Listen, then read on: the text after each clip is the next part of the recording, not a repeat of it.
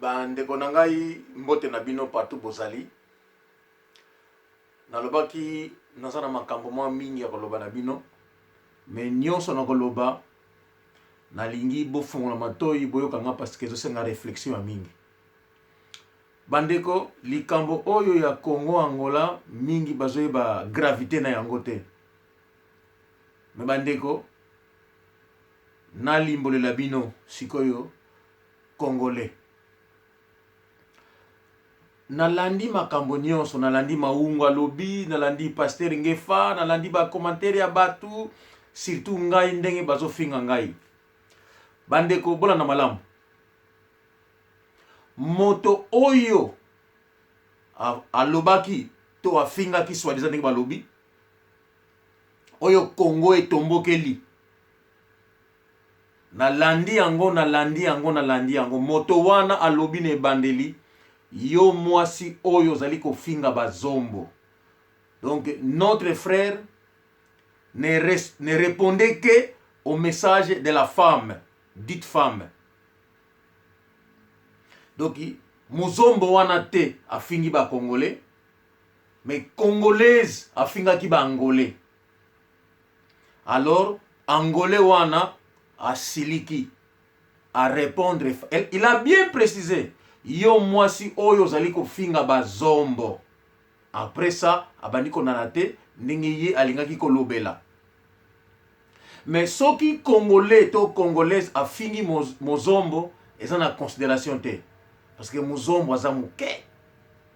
Congolais aza munene. Nalingi kaka na expliquer ba Angolais grandeur ya mozombo. Nalingi pardon grandeur ya Congolais. Nalingi bo comprendre nga malamu. Mwasi wana afinga ki bazombo ezalaki gravité. Ezalaki absolument rien. Kaka nde muzombo oya muke nde afingi Congolais oya munene. Bola na malamu. Mais mwasi wana ya Congolaise afingi bazombo parce que batieli bango na télévision na Congo que bazombo babengani ba Congolais, tala ndenge bazo beta bango, tala ndenge basali bango. Wana sikoyo batieli bango cassette oya 2001, ya 2011 na Viana. Oyo ba criminel wana batieli bango nso na Congo. Alors tango etamboli ba moni yango, la femme qui se lève, elle insulte les Congolais bazombo. C'est là que notre frère Muzombo se lève pour répondre. Bolanda malamu. Donc, oyo Muzombo a lobby, yango nde déranger ba Congolais ba tomboki. Babandi ko loba, oyo babandi ko loba. Donc, bazombo bo comprendre Congolais. Muzombo akoki ko loba te, c'est seulement Congolais muto akoki ko sala makambo ya mabe na Muzombo. Tangu batie kuna na Congo na télévision na bango na RTNC, télévision nationale na bango ya Congo. Batiaki yango po peuple congolais asilika aboma bangolais oyo baza na Congo. C'était ça la raison. Parce que omoni Angola akangi ba armement na bango. Oyo ezalaki ekende po eboma bangolais ba congolais na décembre. Na ndenge bango moko basala ba élection na bango. Donc frère na bango rwandais ndenge bayoka na bango bakina ba armement wana. Donc zoba ya angolais yende azana souci abundela batu oyo bazo considérer yete oyo bamona ka eloko ya muke. J'essaie d'expliquer aux Angolais que vous puissiez comprendre. Alors lokola bango baza munene bamona kini kino babo mabino déjà à partir ya Congo. Alors mozombo wana a telemi tango mona kino Congolais a fingi ye à répondre. Yango na bomoni ke Congolais a telemi parce que bazali munene batali grandeur na bango Angolais oya muke akoki ko finga bango te. Na yebite ce que comprendre nga. Na yebite ce que comprendre que non pourquoi batiaki cassette wana. Oya prison ya Viana ya Angola, oya baba bato ba criminel wana bakangaki. pourquoi batika na Congo ezalaki po peuple congolais atelema aboma bangolais oyo baza na Congo. Congolais ayaka te na Angola parce que bazozangela te. Donc Congolais amona ke non lokola bango kuna na Rwanda soki ba lokola Rwanda akoti na Congo, donc bango pe baza na droit ya kosala la même chose. Il fallait baya baboto l'Angola. Donc ndenge bakotaka bongo Angolais aza na droit te aloba. Donc ndenge bino botomboki nini kino ba irrégulier wana babima obino bobimisaki na Angola. Ezalaki ba West Africain, ba Portugais, ba Sud Africain. Donc etali Congo te, fallait bango babima. Mais Congolais oya munene beaucoup ko touché te parce que bino Angolais boza muke devant Congolais. Donc yango epesi bango kanda. Bino bloko ya mike bazombo wana bobimisi Congolais, Zaïrois. Alors il fallait qu'on venger, qu'on bomabino parti la Congo, o ba zakro ba tikala kuna, o ba yibaka te, o ba sala ka kindumba te, o ba sala ba crime à main armée te, ba boma bango nanu, bongo ba zonga po ya ko botola Angola. Sikoyo Angola oyo bango ba na posa ba botola. Angola oyo Sud Africain a kokate. Bon comprendre que non, Rwanda pèse là qui a mais moi ba Rwanda moi mike. Mais ce que Rwanda nde a botoli Congo. Donc ndenge Rwandais azana Congo azo déranger te. Et ça n'a pas problème te. Mais moto azali problème de Angolais. Nazo meka ko clarifier ko limbola yango bo comprendre malamu. Donc ndenge moto wana fingaki yango nde pesi problème. Mais bango nde bazana droit ko finga ko sala nyeso tout balingi ko sala.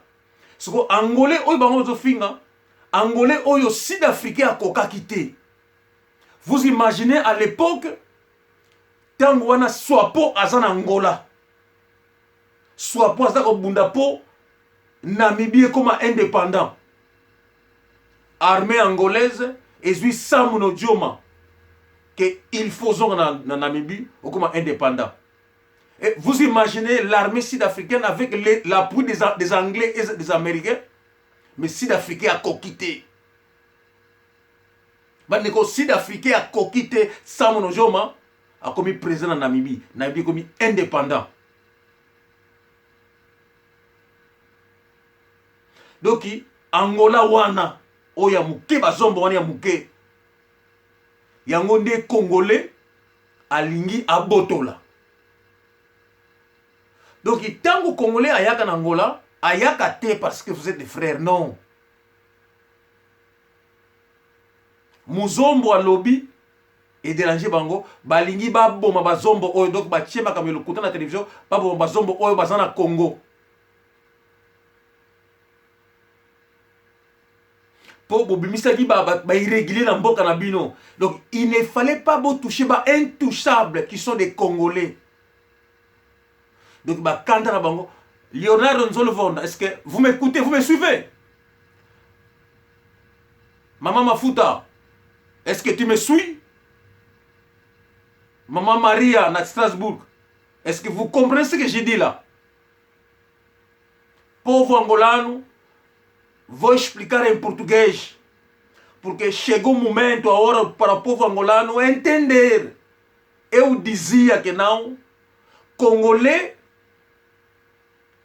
il faut pas occuper Angola, ba satisfaire ba posta na bango parce que Angola za muke. Alors naza ko fongola mémoire ba Angolais. Angolais oyo esukisaki Sud-Africain. Angolais oyo abongo naka Kibé, suka telemi abongo ni Kibé. Et naza ko soulever mémoire ya Angolais nyonso o azana libanda oyo alongola esprit wana ya Angolais. Donc j'ai dit l'esprit militaire angolais. Amizongisa amibatama na ye okomona moninga na azofinga yo yo zotala ozako ko agir ozolo ba eloko te ozosala no semblant ozomona ozosala no semblant. l'heure a sonné. Tango est sonné. Naza ko réveiller bino. Bota la moto oyo bino. Bozo mona ke non boka nga minduki po bango bazala parce que bandeko na bino. Bandeko na bino. Na tuni. Bazali bandeko na bino. Oyo bozaka na bango souci. Bandeko na yebi ke pasi na biso oyo Santomé Cap-Verde asali na Angola ba mona yango te. Mais il est temps ba frontière ekangama nanu. S'il vous plaît, nako senga na nazala makambe bele na koloba. Soki botali oyo botala oyo na expliquer langue azali nani. Na expliquer yango lisusu. Parce que bato mususu na mboka na bino kutu bafinga bino balanga. Bayebi tine ya langa te. Mena limboli yango. Tutalaki na FNLA Mukongo. Azaki na bikolo nyonso na kati. Portugais akoki ko perséter parce que baki nini kino bato wana bazaki tellement patriote. Patriotique donc ba kokate ko s'infiltrer. Savimbi ba kokaki te ko s'infiltrer parce que Savimbi azaki muto ya tradition comme les Bakongo. C'était impossible pour pas s'infiltrer. Mais un peu là dans l'Impela, il y a un mélange de toutes les tribus. Il y avait des Métis, il y avait les Bakongo d'ailleurs qui ont appuyé à gauche de Neto pour pas comment on a pouvoir. C'est là que les Portugais aillent s'infiltrer. Infiltration à Portugais. Na koloba yango na tourner koya. Na oyo koya sima. Ba batine ya langa.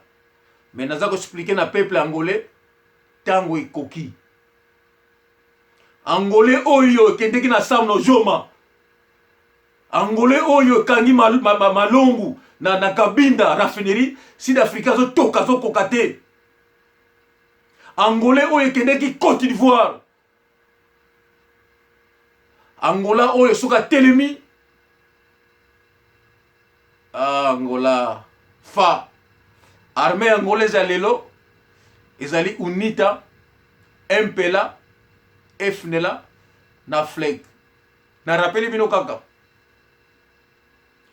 Na rappele bino kaka ke armée angolaise ya lelo ezali na UNITA na kati. Ezali na FAPLA na kati.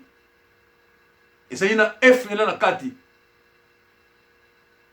Ezali na FLEG. Na yoki bino kolobi yo Mobutu tango est-ce que na Afrique nana zayi koloba. Ndeko na ngai guerre à 80 jours c'était les Katangais. Vous avez fait appel aux Marocains et aux Français. Là c'était Mobutu. Oyo bino bozo kumisa. Mon frère, armée angolaise à l'élo que je vous parle. Ah, muzombo waza muke. Ndeko na ngai naza ko sala effort na fongola bino, na faire comprendre bino ce qui se passe au juste. Mais les Angolais croyaient que les Rwandais sont des ennemis des Congolais. Non. Les Rwandais sont des frères congolais. Donc malamu ofinga Rwandais Congolais a kolimbisa yo. Soko fingi Rwandais Congolais mnanza normal. Mais yo so bakama Congolais on néglige Congolais. O aza munene. Yo muzombo ya muke. Mais muzombo aleki Rwanda 1000 fois na munene. Muzombo. Ndeko soki to longwe Angola lelo na butu toke ne Rwanda na tongo toko na Rwanda tutika kabina maboko. Wana ile baranga ya suka ngwana. Ouais, tikali bo réfléchir. Good night.